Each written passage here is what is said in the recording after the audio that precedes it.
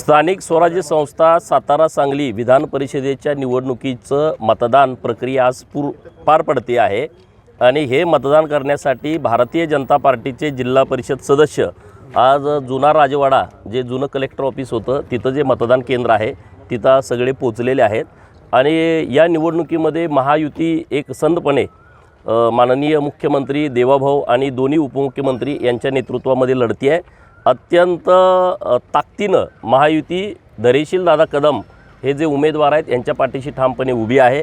माननीय चंद्रकांत दादा, माननीय जयकुमार गोरे भाऊ, माननीय शिवेंद्र बाबा महाराज, माननीय मकरंद भाऊ आणि शिवसेनेचे मंत्री हे सगळे आणि इथले सगळे प्रतिनिधी दोन्ही जिल्ह्यातले ताकदीनं उमेदवाराच्या पाठीशी उभे आहेत। त्यामुळे खूप चांगल्या फरकानं आमचे उमेदवार निवडून येतील अशी परिस्थिती निर्माण झाली आहे।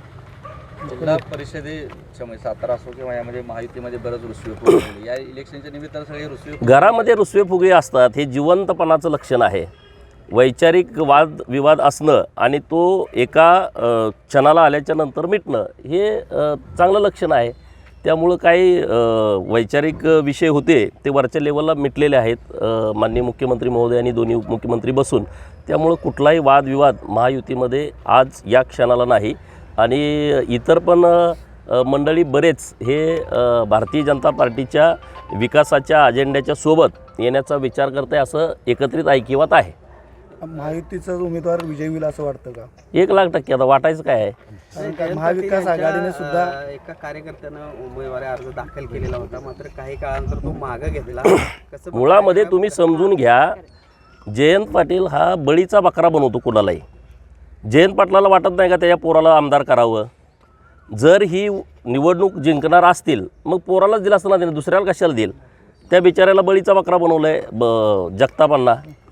तुम्ही स्वतः घरातच द्यायची ना उमेदवारी, त्याला लॉन्च करायचं आहे आणि आता 29पर्यंत दुसरी कुठली निवडणूक नाही, परंतु त्याला माहीत आहे की त्यांच्या जवळची पण लोकं फुटणार आहेत। त्यामुळं ते ह्या भानगडीत पडत नाही, परंतु वातावरण निर्माण करण्यासाठी त्यांना ॲक्टिंग करावी लागते। ह्याला जाऊन भेटलं काहीतरी पुडी सोडायची, काहीतरी कुचकं बोलायचं, वादविवाद निर्माण होईल असं नारादासारखी भूमिका मांडायची, हे त्यांनी गेल्या 8 दिवसामध्ये केलं।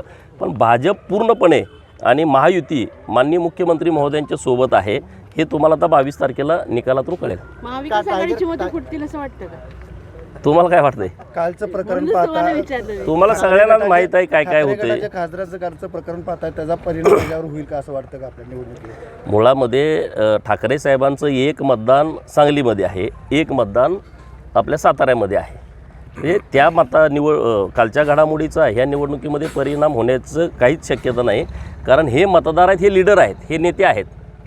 पंचायत समितीचा नेता हा 12 ते 15,000 मतातून निवडून येतो। जिल्हा परिषदचा लीडर हा 28,000 ते 31,000 मतातून निवडून येतो आहे। महानगरपालिकेची मतं 7,000पर्यंत, 8,000पर्यंत, 15,000पर्यंत एका वार्डाची आहेत। नगरपालिकेमध्ये 2-2, 3-3 हजार एका वार्डात मतं आहेत। हे लीडर लोक आहेत। सामान्य मतदारांची निवडणूक वेगळी, हे नेते मंडळी सगळे आहेत आणि ह्यांची निवडणूक आहे। त्यामुळे हे सगळे विचाराला बांधील आहेत, पार्टीशी बांधील आहेत आणि विकासाच्या अजेंड्यावरती हे मतदारसंघातही काम करतायत। त्यामुळे इकडं असं काय परिणाम होण्याची यत्किंचितही शक्यता नाही।